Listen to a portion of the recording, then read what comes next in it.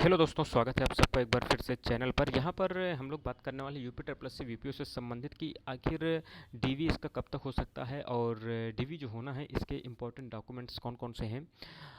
ठीक है, तो इसके बारे में हम जानकारी प्राप्त करते हैं। तो यहाँ पर देखिए, सबसे पहले आपको ये ध्यान देना है कि यदि आपने चैनल को सब्सक्राइब नहीं किया है तो ज़रूर सब्सक्राइब कर लीजिएगा, ताकि आपको इंपॉर्टेंट अपडेट्स हैं जो कि मिलती रहें चैनल के माध्यम से। ठीक है, यहाँ पे देख सकते हैं 17 अक्टूबर को जो है नोटिस पड़ा हुआ है आप लोगों का जो है रिजल्ट जो कि जारी कर दिया गया है। डीवी रिजल्ट डीवी के लिए है। ठीक है, और यहाँ पर देख सकते हैं 6113 बच्चों को है जो कि बुलाया गया है। अब यहाँ पर सबसे बड़ा सवाल ये है कि आखिर डीवी कब तक होगा, तो आप बता दें अक्टूबर लास्ट में 100% है आपका जो है डीवी की क्या कहते हैं डेट्स आपकी आ जाएंगी। आपको पता है कि मंडी सचिव की आ गई हैं और नवंबर में उसकी चलनी है। नवंबर लास्ट तक हो सकता है कि आपके डॉक्यूमेंट वेरिफिकेशन है जो कि यूपी ट्रिपल सी वीपीओ यानी ग्राम पंचायत अधिकारी के लिए भी स्टार्ट कर दिया जाए। ये भी पॉसिबल है, 100% पॉसिबल है। ठीक है, तो यहाँ पर आपको अक्टूबर के लास्ट तक 100% देखने को मिल सकता है। हो सकता है इसके पहले भी है जो कि डीवी शेड्यूल जारी कर दिया जाए। ठीक है, अब यहाँ पर देखिए, सबसे पहले मैं आपको बता देता हूँ कि कौन कौन से डीवी के लिए हैं जो कि डॉक्यूमेंट आपको लगने वाले हैं।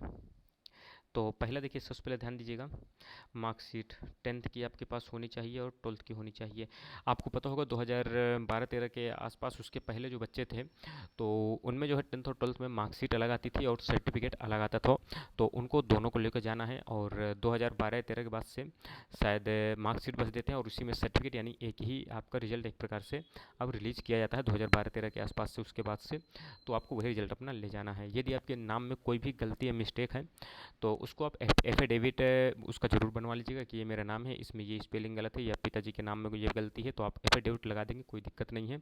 लेकिन हाँ, ये ज़रूर ध्यान दीजिएगा, आपको समय मिले तो आप ज़रूर अपने कॉलेज के माध्यम से या बोर्ड यूपी बोर्ड में जाकर, या आप जिस भी बोर्ड से हों तो वहाँ जाकर अपना नाम सुधरवाने का प्रयास ज़रूर कीजिएगा। ठीक है, बाकी इससे कोई दिक्कत नहीं है, आप एफिडेविट लगा देंगे तो हो जाएगा, उतना कुछ दिक्कत नहीं है। ठीक है, अब देखिए दूसरा क्या है, यदि आप लोग कहीं चयनित हैं या आप गवर्नमेंट जॉब वगैरह में हैं तो आपको वहाँ से एनओसी लेके आनी है। ये चीज़ जो है आपको ध्यान देना, और उसके बारे में जानकारी भी है जो कि देनी है।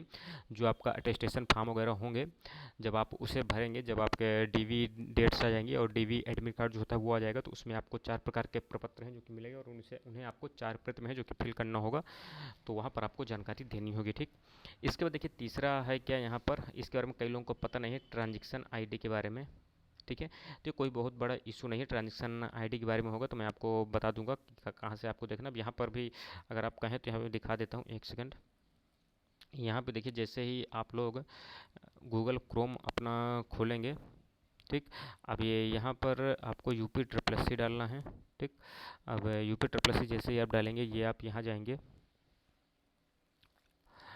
ठीक है, और यहाँ पर देख सकते हैं, ये आपको यहाँ पर लिखा हुआ है update your transaction ID by double verification mode. तो आप यहाँ जैसे ही देखिए क्लिक करेंगे, ये registration number, date of birth, gender और वेरिफिकेशन कोड वगैरह डालेंगे तो आपको अपना जो है ट्रांजेक्शन आईडी वहाँ पर मिल जाएगा। ये चीज़ जो है आपको ध्यान देना है, तो ज़्यादा कोई बहुत बड़ा इशू नहीं है, तो इससे आप आराम से निकाल सकते हैं। ठीक, इसके बाद ट्रांजेक्शन आईडी के बाद यहाँ पर चौथी बारे में ध्यान देना है, आपके ऊपर यदि कोई एफआईआर है या आपके ऊपर किसी भी प्रकार की न्यायालय यानी कोर्ट के माध्यम से कोई भी केस वगैरह हुआ है या पुलिस केस है, तो आपको उसके बारे में जानकारी देनी है। ये चीज़ जो है आपको ध्यान देना है। ठीक है, और पांचवा चीज़ क्या है, आपका डोमिसाइल, आप किस राज्य के रहने वाले, डोमिसाइल सर्टिफिकेट आपके पास होना चाहिए।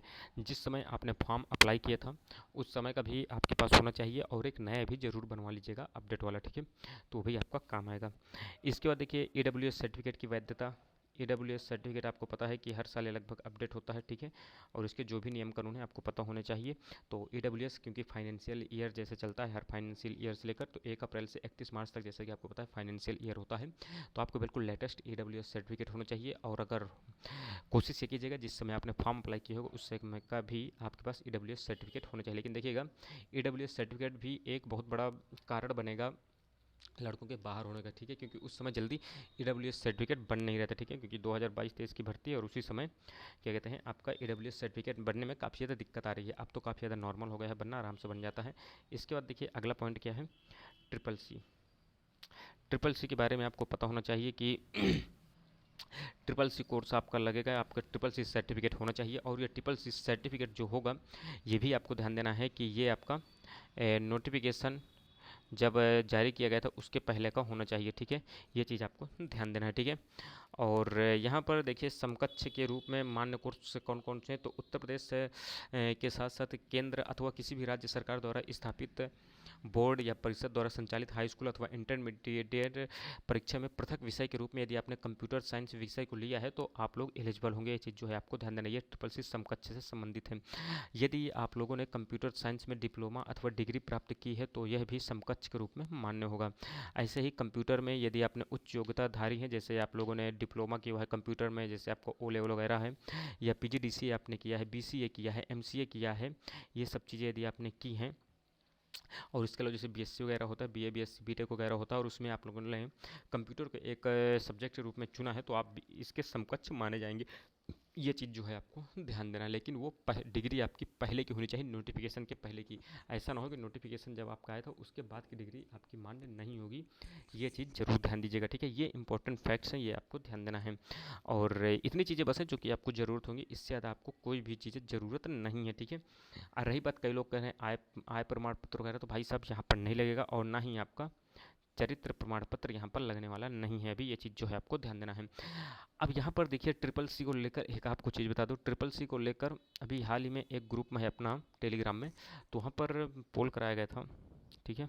और इस पोल में लगभग 1350 के आसपास लोगों ने है जो कि पार्टिसिपेट किया था, और वहाँ पर पूछा गया था कि आप लोगों के पास ट्रिपल सी है या नहीं है। तो वहाँ पर देखिए लगभग 30% बच्चे ऐसे थे जिन्होंने कहा था कि हमारे हमारे पास ट्रिपल सी नहीं है। अब आप लोग खुद समझिए 1300 में 30% कितने होते थे, 39, लगभग 400 के आसपास लड़के थे जिनके पास ट्रिपल सी नहीं था। तो आप लोग खुद समझ सकते हैं ट्रिपल सी कितना बड़ा रोल है जो कि पैदा करने वाला है, क्योंकि जब ट्रिपल सी उसमें पूछा गया था फॉर्म भरते समय, तो उसमें सिर्फ और सिर्फ यस या नो करना था। तो कई लोगों ने फॉर्म भरने के लिए यस वहाँ पर लग कर दिया था, और कई लोगों ने बाद में किया, लेकिन वो बात का मान्य नहीं होगा। ये चीज़ जो है आपको पता होनी चाहिए, ठीक है। तो ये ट्रिपल सी काफ़ी बड़ा रोल है जो कि यहाँ पर पैदा करने वाला है आपकी कट ऑफ को लेकर। अब यहाँ पर देखिए कट ऑफ को लेकर कई लोग बार बार सवाल करते हैं। देखिए कट ऑफ को लेकर ज़्यादा परेशान मत होइए, आप लोगों को देखिए डीवी कराने जाना है, चाहे आपके 59.50 से 59.51 नंबर भी हो, तब भी आपको क्या कहते हैं डीवी के लिए जाना है, क्योंकि एक वो अनुभव होता है, ठीक है।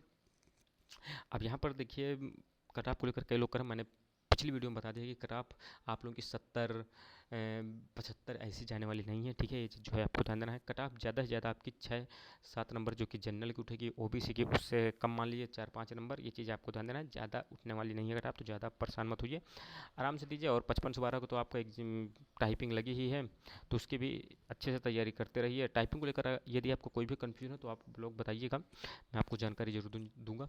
चलिए मिलते हैं अगली वीडियो में, तो कोई भी आपकी क्वेरी हो तो बताइएगा कमेंट बॉक्स में। धन्यवाद, जय हिंद।